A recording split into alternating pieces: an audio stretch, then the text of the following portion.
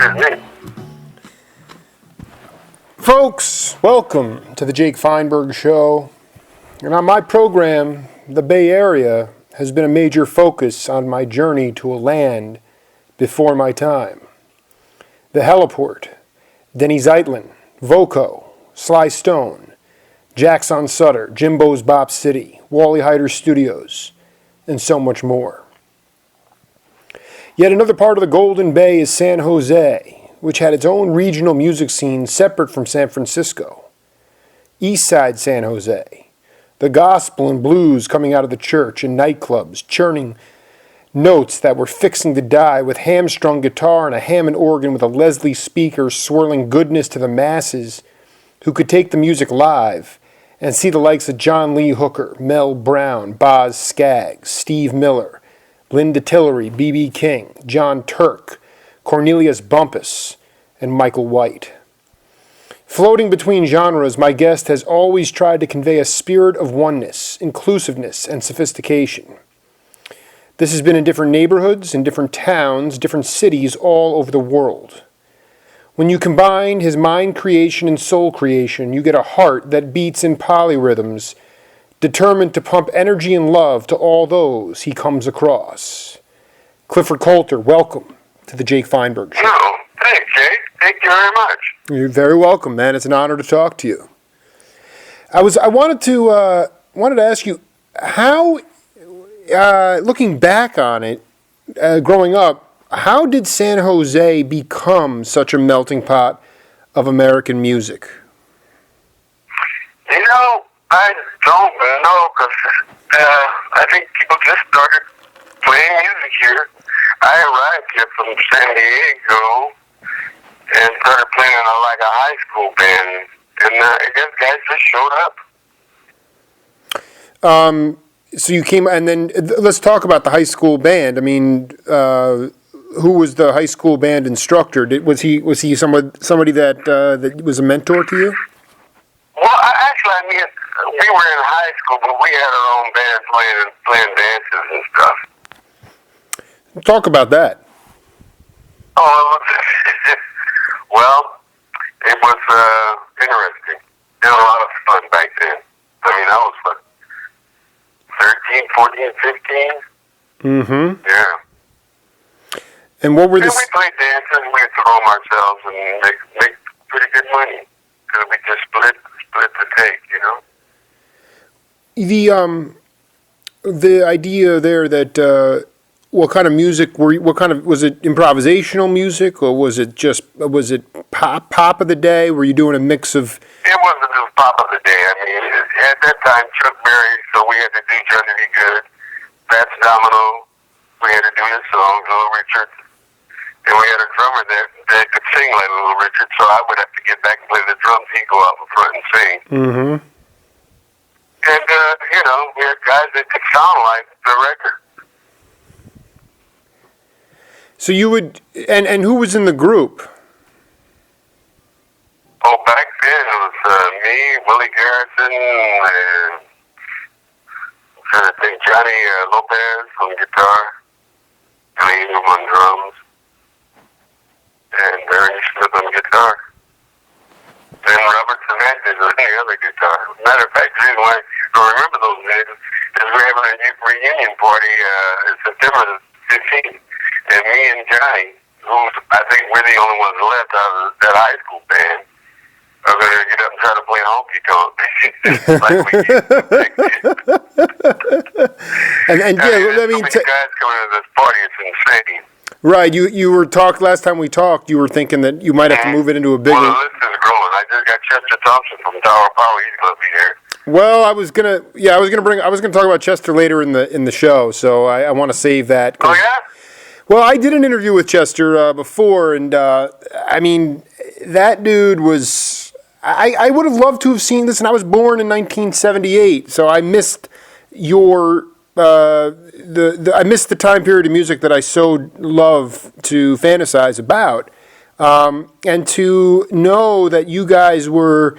that at one point Chester Thompson could have been playing the Lydian scales, and at Jack's on Sutter, and you might have been doing it down at Popeyes for a week at a time. Oh man, that's Popeyes. Wow. And I first met Chester at Jack's. We was playing with Rudolph Johnson. Well, let's just go into it. I have a question here. Tell me how you met Chester Thompson. So let's go through that because, I mean, you're talking about. I used to go to Jack often to sit in. You know, I'd get off. You know, and Jack's would open like at 6 in the morning, man. That's really, you know. But I would play in the Popeyes till 6. So, and I'd be, you know, still wound up. So I'd drive up there. And I walked in and there's Chester and Rudolph and Herschel, I think his name is, on the drums. Herschel Davis. And man, I'm telling you, and I just sat there and I was blown away. I didn't tell Chester I played it all for 2-3 weeks. You know, and I would just talk to him, man, like a regular customer. And then I guess I got the nerve one day and asked him to sit in. He looked at me really funny because most guys tell you right away that they play. Well, hold on. Okay, I want to go back for a minute. So you were going in there as a patron and did not actually approach him and say, "Yo, I play organ too." You just not at all. Right. And the thing that I love is that Rudolph was a yogi. He was a real yogi, and so those guys were channeling a lot of Eastern meditation, and Jack's, from what I could tell, what I've heard is really, it was Chester actually spelled this out for me. It was, you know, it was a listening jazz club. It was a real jazz swing club. You know what I mean? Oh yeah, definitely. You know, and you know, it was like Michael Howell, the guitar player, who took over after Rudolph left Chester, was talking about how Chester was like almost ambidextrous. He was looking like he's ambidextrous on the key. It was unbelievable. And so you approached him and went up to him and said, "Hey, could I sit in with you?" Walk me through that story. I'd love to hear that. Well, it just, you know, it looked at me kind of funny because usually a musician will tell you that they play right away.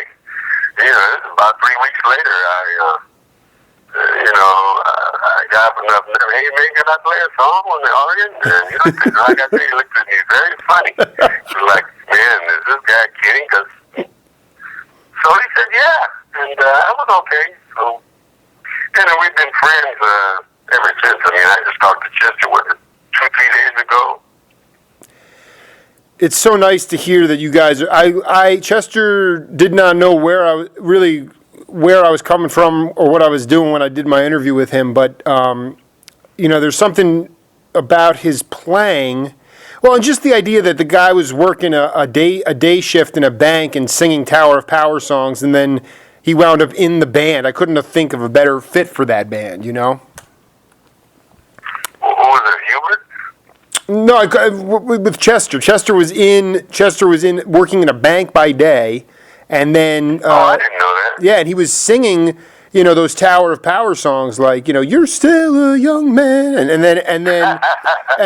then he was being courted by like Bruce Conti, who was playing guitar, and they invited him over, and Chester said if there was any type of pop music from the area that he would have wanted to play, it would have been that band. And so it's like a kind of a, you know, just very spiritual thing. And I think that's what I'm getting back to, Clifford, is like the idea of that time period, late 60s, early 70s, the spiritual quality of within the music, the idea that, and how loose, I mean, the fact that you could play till 6 in the morning and then get in your car because you were still wound up and drive up and see a first ballot Hall of Famers just blowing at 6 in the morning. It just boggles my mind.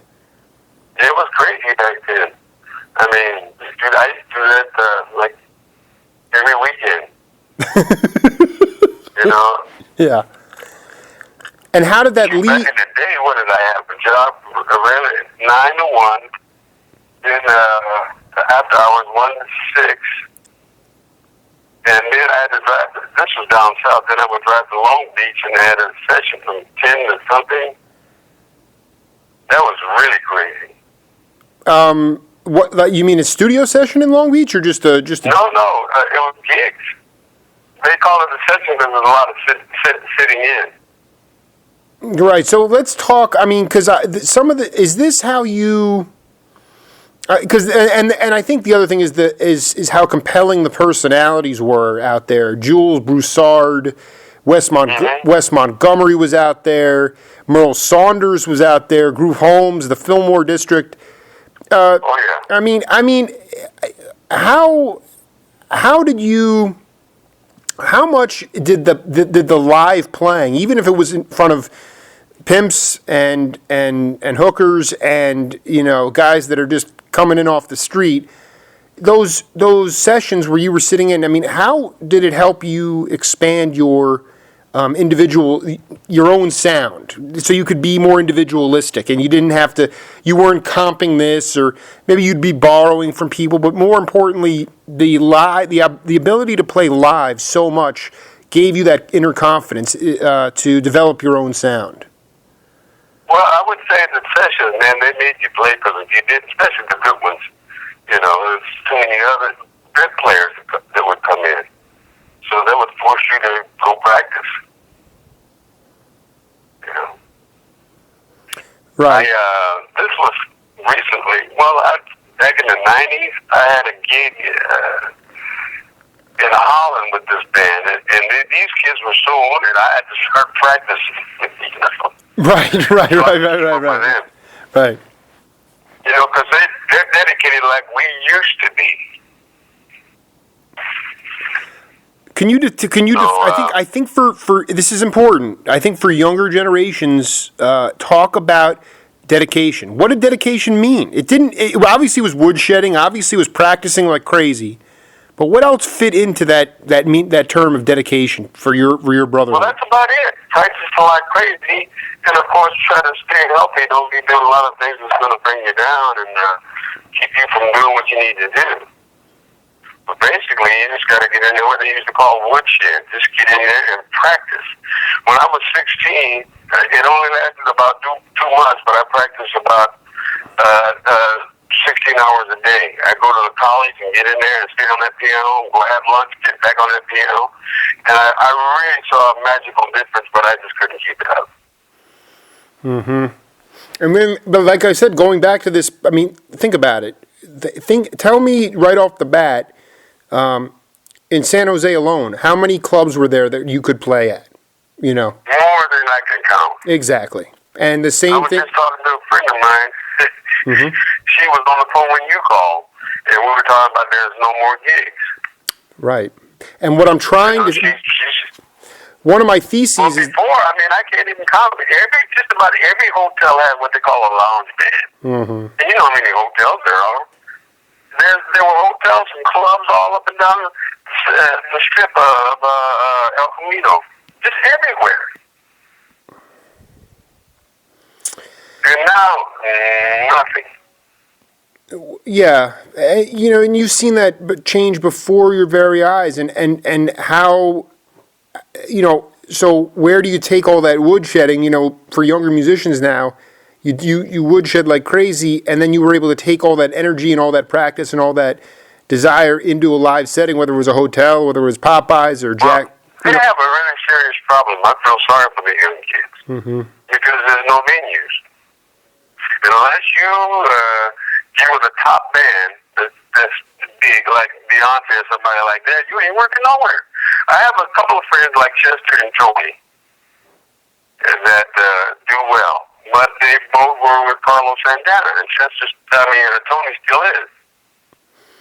Who is Tony? Other than that, yeah. Who is Tony? Tony is the lead singer with Carlos, Tony Nancy. That's right. So yeah, you have to be in that.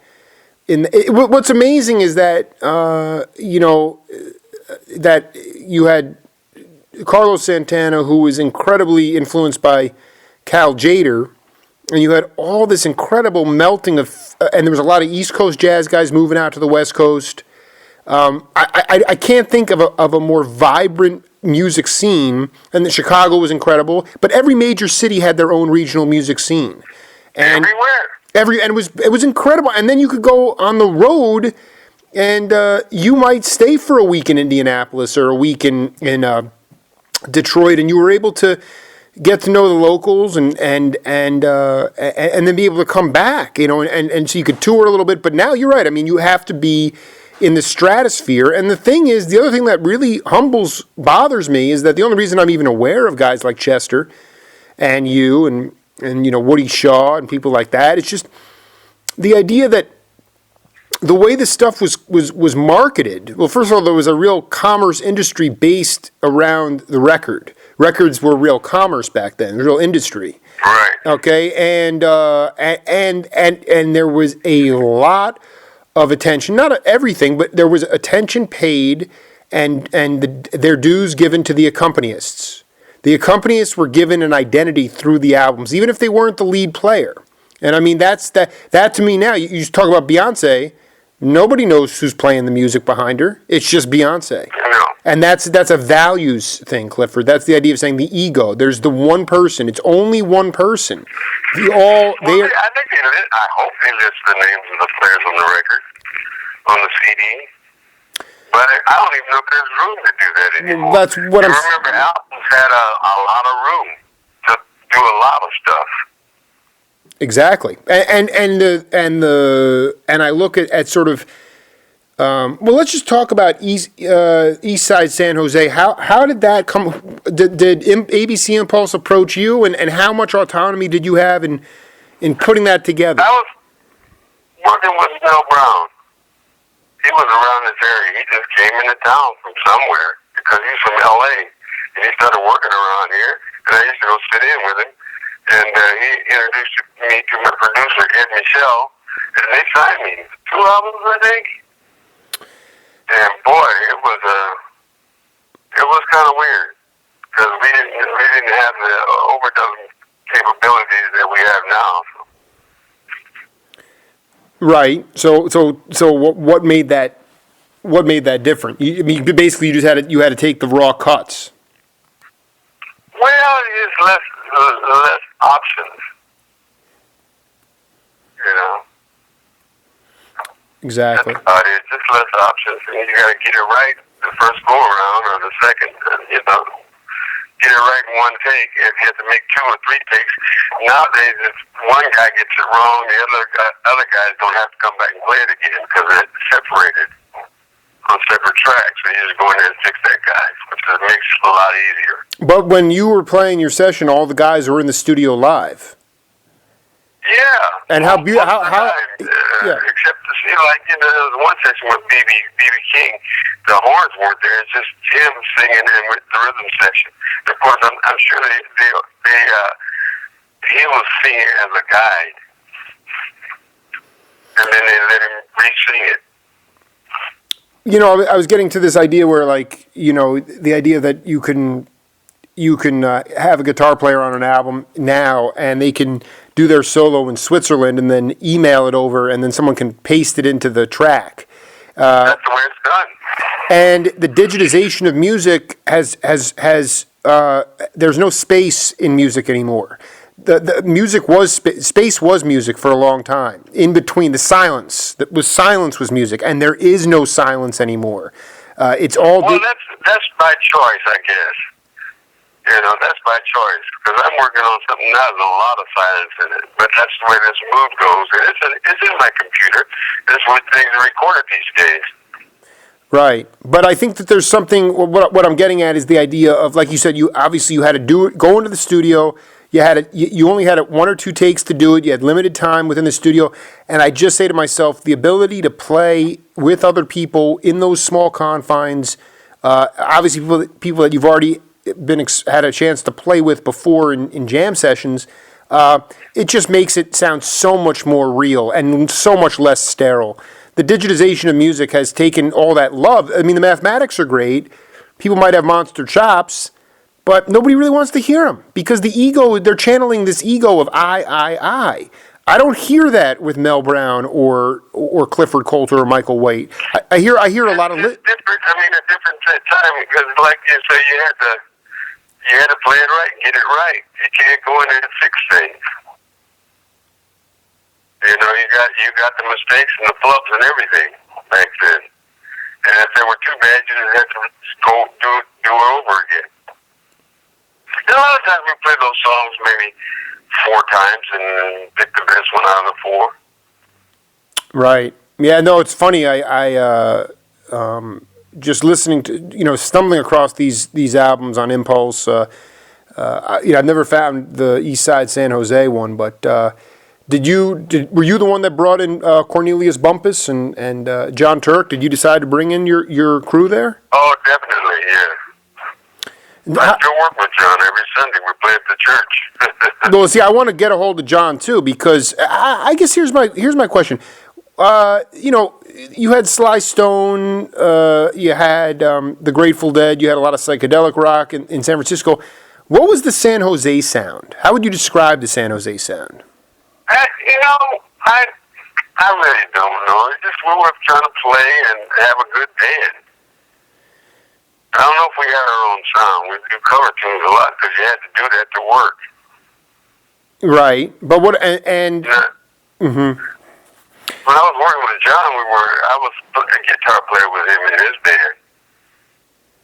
And he played B3 organ, and Ronnie Beck was on drums. And we used to pack him in. It was crazy, man. Like, if you didn't get there by 10 o'clock, you weren't going to get a seat, period. I believe it. Like, what was that, Tuesday through Sunday, because we had a jam session on Sunday. Can you talk about the jam sessions and who would just come in and want to sit in with you guys? I mean, did sort of leading into it, like when you started to play at Popeyes? I mean, was John Lee Hooker already out on the West Coast? Those guys never did come in and sit in, but I tell you, there's one guy because he wasn't really famous then. Him and his mom used to come down quite often, and that was Larry and Del Graham. Mm-hmm. Larry Graham, of course, the bass player with Graham Central Station, and his mom, who played great piano and sang. They used to come down to Popeyes often, man, and just sit in. It was great, and it was just regular people, just regular musicians, and Popeyes was packed, so they had a good time. Because Popeyes, if you were there, you had a great time. Was it like a... Place packed every weekend. I mean, just fantastic. And so it was this guy, Ronnie Beck. What was the drummer? Yeah. Yeah. So, and then it was you, Turk, and him in a trio? Oh, yeah, that was called, what was the name of that band? John Turk. And they still got the same name. And I can't think of the name of our band. Third Street Annex. Third Street Annex.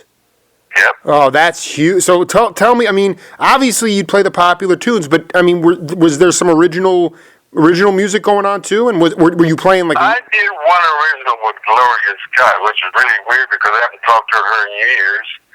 And wow. I was just talking to her when you called, and we haven't heard from her. I haven't seen her in 30 years. Right. She used to be one of the I-Cats. Then she struck out on her own and did something. She had an album out, did pretty good. She moved to Guam and was working over there, but we were just talking. There's no work here. Right. That's the well. I mean, that is the sort of the vexing problem. And when going back to that story you told me about I guess it was in the Netherlands with those younger cats who were just Yeah, I went to the Netherlands and they told me if you get over there, look up this guy. So I did. His name is Roger Apple, and real good player, man, good singer. And I found him. I went and introduced myself. I sat in, and they just right away. I got a gig with their blues band, and I would just fly over, tell them I'm coming. I have a place to stay and a job. But there was a session thing that they used to do at this place called the Cornelius. I can't really pronounce it, really. But anyway, the young kids were coming there ready to play, man. And they would be looking at me because I'm an American guy. Mm-hmm. And they were putting so much pressure on me, I had to practice to keep up. You had a B3. Did you rent a B3 over there? You brought your own? No, I wasn't playing. I had my, what did I have? I had a synthesizer and I would borrow Rose's keyboard to trigger it. Unbelievable. I mean, talking to Clifford Coulter here and having a ball. Third Street Annex, Tell me some of the guys. So Mel Brown would just came up for one day and started to sit in with you guys, and Well, Mel Brown just showed up in the area, and then somebody, man, go see this guy. So I went to see him. I was blown away because Bill can play some blues, and then we became very good friends and started working together. And he got me signed to ABC. Has he left us now? Is he still around? Oh no, Mel died congestive heart failure 7 years ago. What is, these are the big teddy bears that we miss, and I think that's the point. You're reconnecting now. You're having these. You're reconnecting at this time musically with these people because it was really a time of love, Clifford. I mean, I don't know. I mean, I'm sure there was some weirdness. I'm sure there was some racism. I'm sure there was, quite frankly, some outright dysfunction. It just seemed to me there was a lot of competition, but it was almost like there was so many places to play that your competition wasn't really your competition because everybody had opportunities to get their sound out into the live. Listen, jazz, blues is live music. It's meant to be played live. And there was so many. I used to play at coffee houses. You just call them the beatniks places, and we played straight up jazz in there. Mm-hmm. And they'd serve espresso, and all these people would sit around reading poetry and that sort of thing. But they would come to listen to the music. They would sit there, and you'd have to come up with something, because they were there to listen. Would they ever? Was it just like you'd play a set, and then maybe someone would come up and do? Yeah, that's the thing I wanted to ask you about. Like at Popeyes, would there ever be like a mixed entertainment medium thing, kind of like where maybe you'd play a set and then maybe a comedian would come up, and then you'd play another set where there'd be like some sort of crossover? Not really, but I used to play at another place here at Tony Roma's. Actually, we would have comedians come in. The place was so happening, people would come in and perform for free because the place was packed and totally alive. Oh man, They play. So I had comedians and guys wanting to sit in all the time at Tony's. But that's no longer. There's no live music there at all. Yeah. Do you think it's is it that the powers that be don't appreciate what music means to how? I don't know what it is. I'm just glad at my age.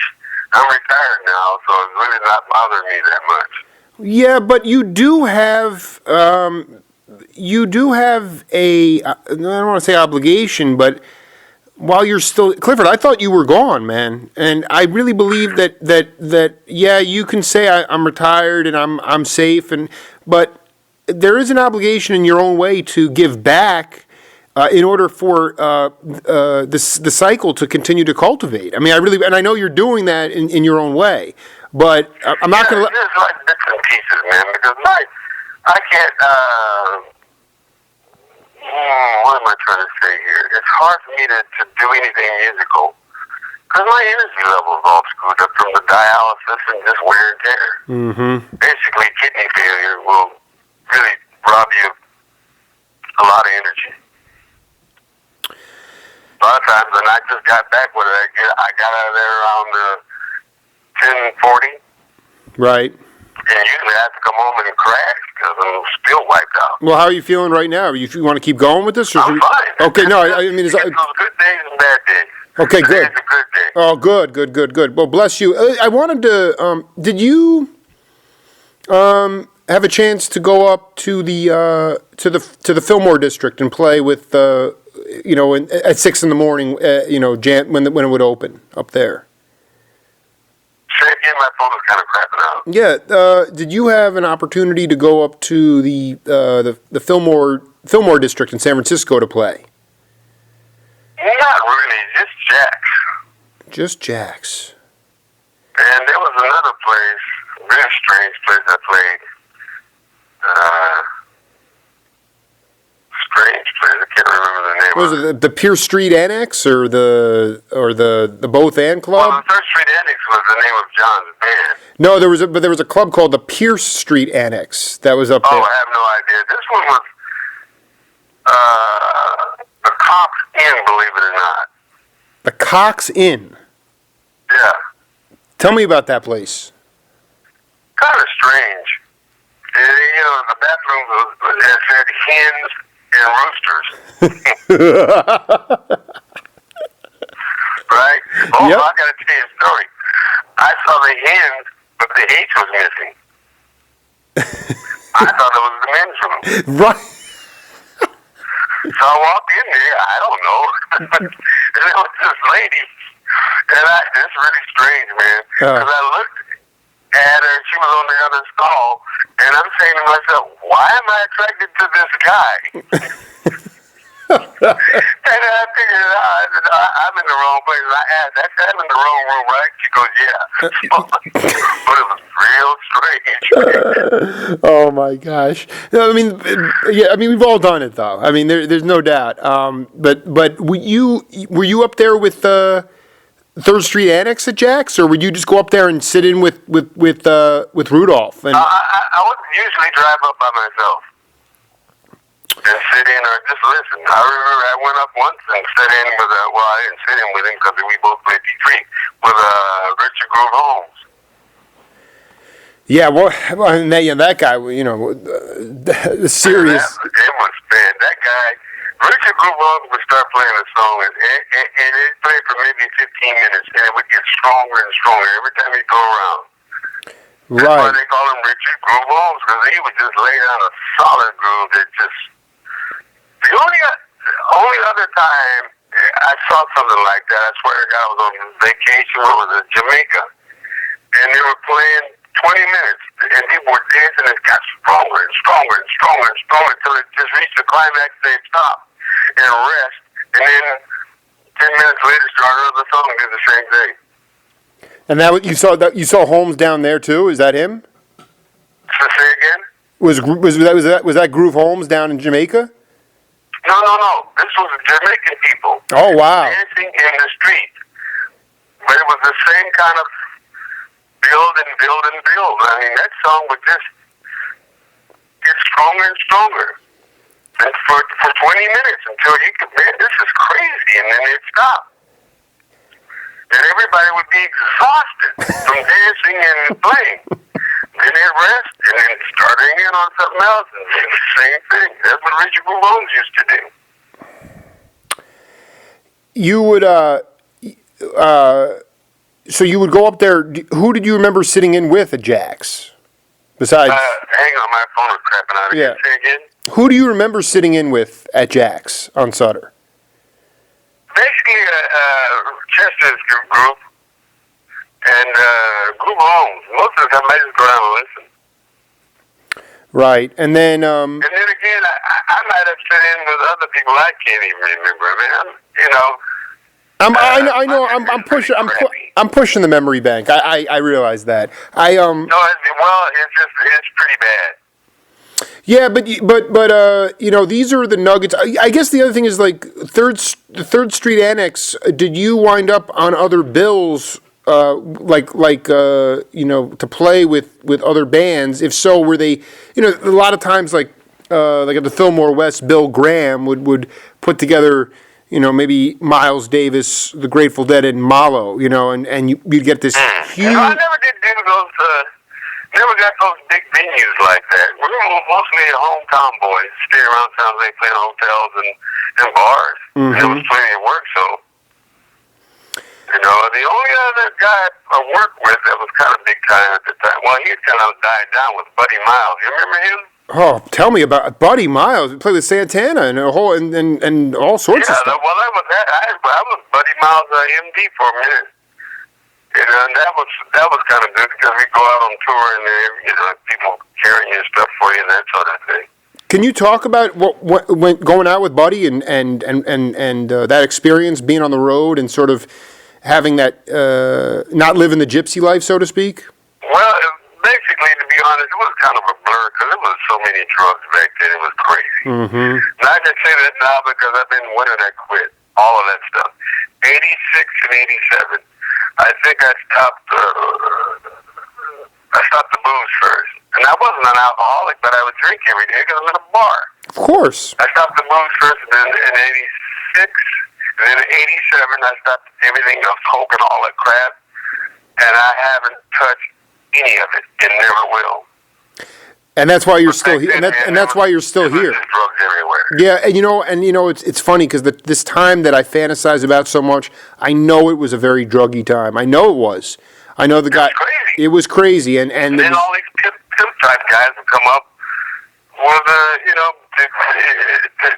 get with the band and bring all these free drugs. And what are you gonna do if you're using drugs? You're not gonna say no. Did you lose some close? Did you lose some close brothers to drugs? No. Because a lot of people sometimes would look and they wouldn't.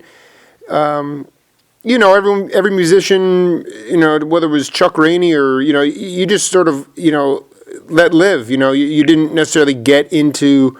You let them figure it out on their own, but sometimes it got to the point of it just being too late, and the people just wasted away, and it was kind of a shame. I mean, we lost so much amazing talent to those drugs, but yet all at the same time, that looseness freed up the opportunity for musicians to truly create what they wanted to create. I don't care what you want to say. I mean, you want to put Clifford Coulter with Rudolph Johnson. I mean, that's not everyday music. I mean, that would take you to a different plane. If I was sitting there listening.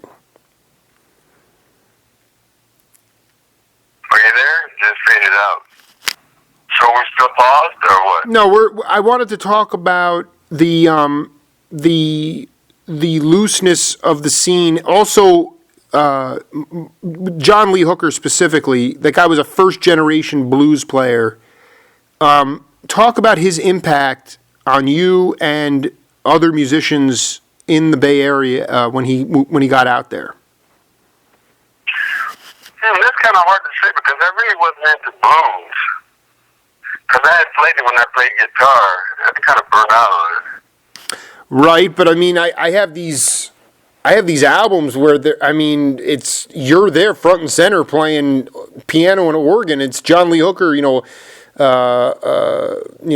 All Night or whatever. Don't get me wrong, it was fun, and John Lee Hooker was a great guy. He was a fun guy. Can you talk a little bit about what made him? Then again, during that time, you bring some drugs to the studio. Right. It's crazy. So people were getting high, and then it was free reign in the studio, and then things, and you think that led to the quality of the music? I mean, that's what I'm trying to get at. I think sometimes drugs are funny. Sometimes they can really make you create, and most of the time, though, they rob you of it. I agree with you. But you don't know because you're just goofy and high.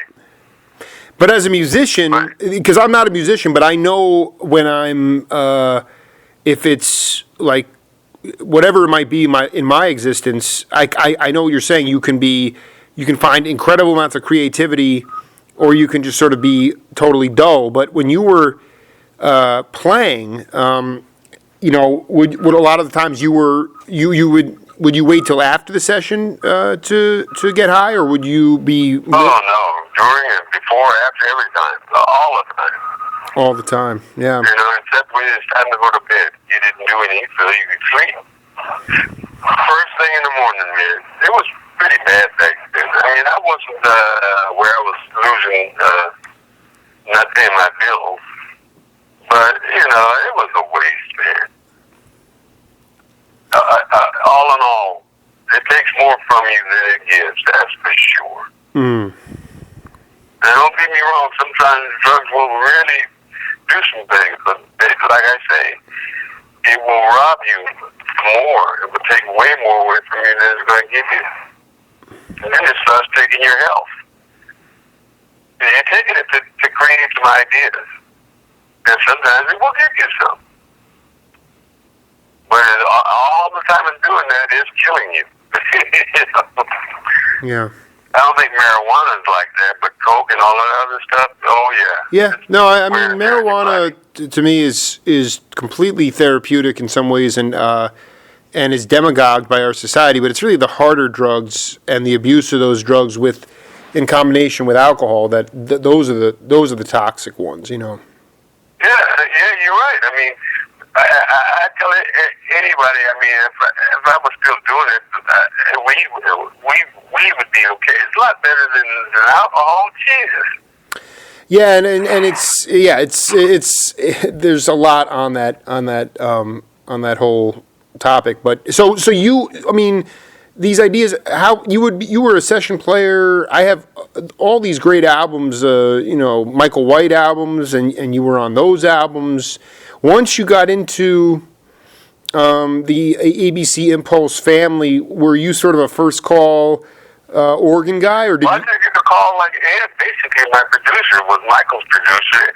He has also produced B.B. King. That's how I got on that album. He also produced Johnny Hooker. That's how I got on. He just called me. He just called you up and had you. So basically, it was Ed Michelle, and we still email every once in a while. He moved to Hawaii and retired. He's out hanging out over there. Got a nice little place way out in the boonies. Wow, you're Ed Michael. Yeah, Ed Michelle. Ed Michelle, I would love but that cat. See, you talk about it so matter of factly, but that was what I was trying. There was an industry there. There was an infrastructure there to be able to give identities to musicians like Clifford Coulter. That's what's missing today. Beyonce, all the money goes to Beyonce. You don't know who the company. You don't know that it's who else is on those albums. So it took the artistic way of looking at it is that people were given exposure and they were given identities.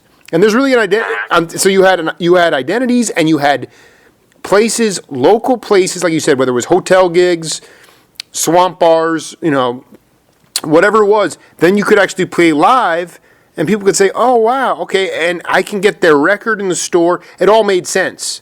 But now there's no. I mean, people could be amazing players, but they can't break out of this sort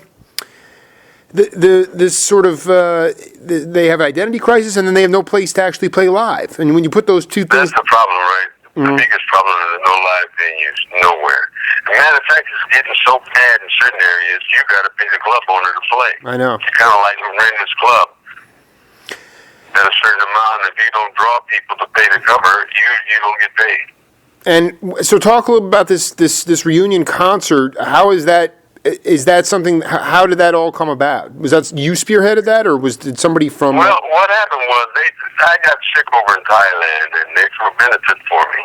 And I was in the hospital over there when the benefit was going on. And they Skyped me and this and that. And then when I got back, everybody told me what a wonderful time they had because they got to see people they haven't seen in years. And I said, it would be nice to do that without somebody dying. I agree. That's why it's called the Bucket List Reunion Party. I love it. And I got so many people coming now. I hope this guy's got enough room. He's got a capacity in the ballroom of 300 people. You know what? But it's way more than that already. So I got to figure out what to do. No, you know what? Just pack it in and make it sweaty and just make it a boogie down. You know. Well, that's what we may have to do. That's what we may have to do. But it's growing. I mean, everybody I talked to from that time period. I mean, I got. Like I said, my old high school buddy, we're going to try to play that song. But a lot of bands are signing up that have been playing around this area. Who can you name some people that will be there? Say again? Can you talk about some of those people that will be there? Well, I think I told you about Lon Luther and the WPLJ guy. I didn't know. I don't think you did.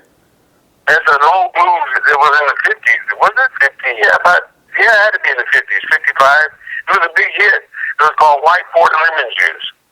Oh, you did tell me about this. Yeah, you were asking me if I had heard that song before. And I was 16 when I played in his band. So he's going to be there. Oh, of course, Chester Thompson from Tower and Carlos Santana. Yeah, I just talked to him the other day. He'll be there. Tony Lizzie.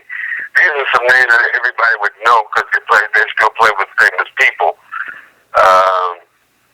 There's so many names of bands that are around here that are not famous, but people around here know who they are.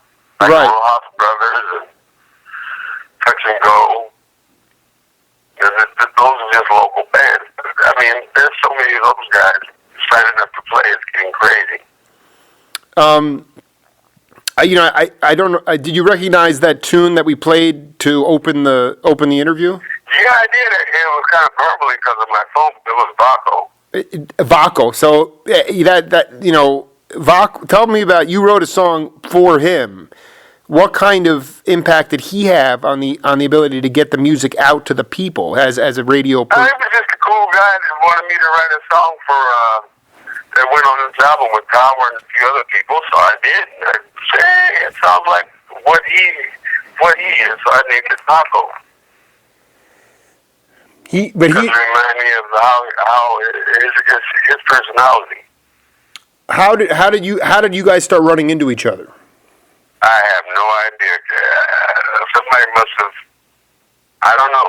Oh, I know. I had one of those East Side Sounds Day album. Mm-hmm. He liked the cover, so he got in touch with me. I went there doing what I'm doing now with you. I had a radio interview, and then he asked me to record a song on this album that he's producing. That's how that happened. I thought Vaco wound up on that was a track that was on East Side San Jose. No, that was not it. The only one that's kind of like that is the Village BJC. Mm-hmm. And that might have been on East Side. That's called the Village Jazz Center. I was going to say this is you have Ron Beck on drums and percussion, Don Beck on percussion, John Turk on trumpet, Clifford Coulter on piano, organ, keyboard, bass, guitar, and electric bitch. Yeah, that was a little thing that it was like a harmonica, but it was an electric one. Not a harmonica, it was called a... You ever seen Billy Preston play that little keyboard that he was blowing? Absolutely. Oh, sure. Yeah. One octave. Absolutely. And it's one of those, but this one was electric. So I plugged it into this thing. That's what that oboe sound, that's that thing. It's really great, and actually, there are times where it sounds like there's a much bigger brass section than just one trumpet player on this song. The more I listen to it, it's quite remarkable. But what I like what Vaco did was that he focused on, all sorts of legendary guys, not big name people, but people that made what made that scene so great. I mean, whether it was Lydia Pence, or whether it was Garibaldi, or Clifford Coulter, Gino Skaggs. And all of those people are going to be at this other gig coming up on September the 3rd. Lydia Pence, Linda Tillery, Cold Blood. Got to be almost all of Tower of Power. Half of Carlos Santana's band, because Bruce Conte is having a benefit at Yoshi's here. Conte's having a benefit at Yoshi's? Yeah, Bruce has a leukemia or something. That's throwing a benefit for him. I'm on the bill with the rest of those Tom Costa. All the guys, man, this is just getting crazy. Oh, man. And Chester's definitely going to be there. I mean, I wish I could come, man. There's no way I'm getting out there, but that's going to be smoking. We're just trying to figure out how we're going to get all those people to be able to play two sets. They got to be playing one song, which is fine. Yeah, I mean, what time? What time is it? What time does it? Is the show? How long is the show for? I think the email I got was 2 50-minute sets. But it's going to run over. It's got to run over. How many? So you still stay in contact with Chester and John? Do you? I see John every Sunday. We play in church together. Yeah, no, John's the choir director. I'm the other keyboardist up at Live Memorial. Tell me about the music within the church today. What do you try to do as not just spiritually, but as a musical director? How do you try to influence the younger musicians or the singers? Well, the thing is, for me, I just go up and try to play my part and make sure I don't make any mistakes. And, the church is so vibrant, I should say. These people, man, they have so much energy. It's crazy in here. It's like they're on the edge all the time. And it's a great church, and it's famous. It's been around a long time, been in a few movies. What's the name of the church? Right. The Reverend Cecil Williams. Have you heard of him? The Reverend Cecil Williams. No. Did you see that movie, The Pursuit of Happiness, with Will Smith? I did. That's it. If the camera were to move on stage 1 foot, you would have saw me playing keyboards. 1 foot to the right.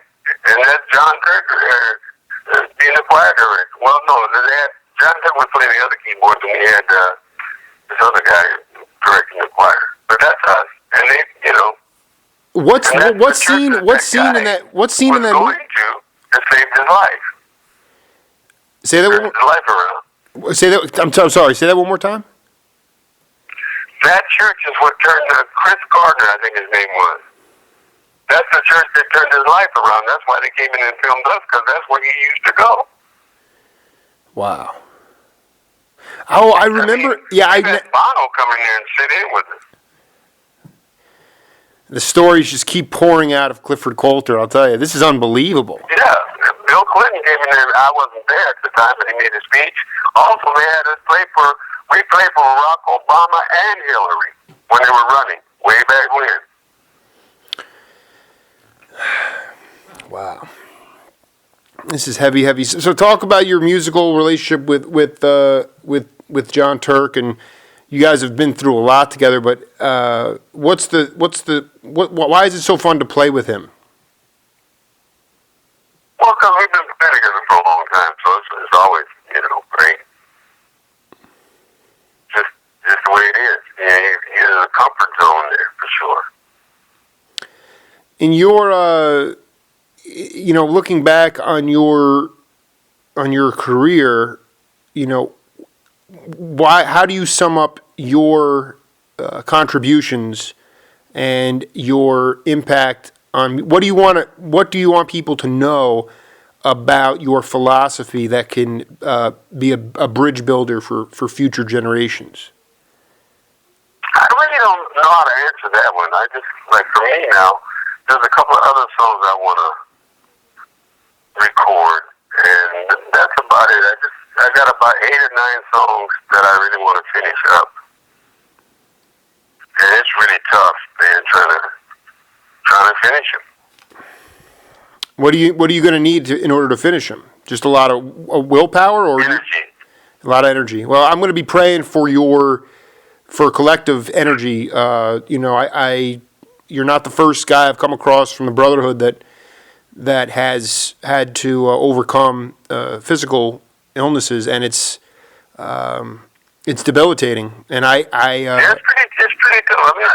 I'm not complaining, but it's kind of hard when you're completely worn out. You just go to sleep. That's all you can do.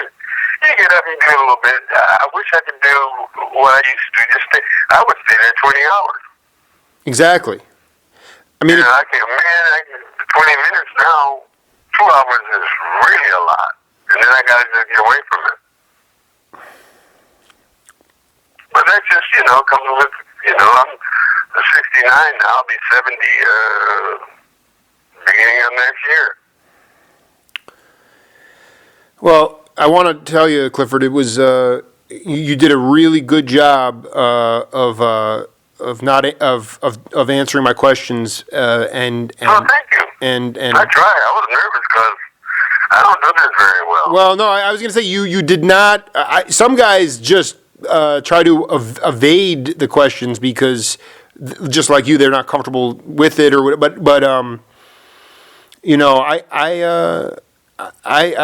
this is very special to me, and the stories that come out of these interviews will be part of a book on the fusion era, which was a beautiful time in our music history, and I guess I'm not trying to preserve anything. I'm just trying to promote the values and the camaraderie of that time, But as I do more and more research, I realize there was a dark underbelly as well. And well,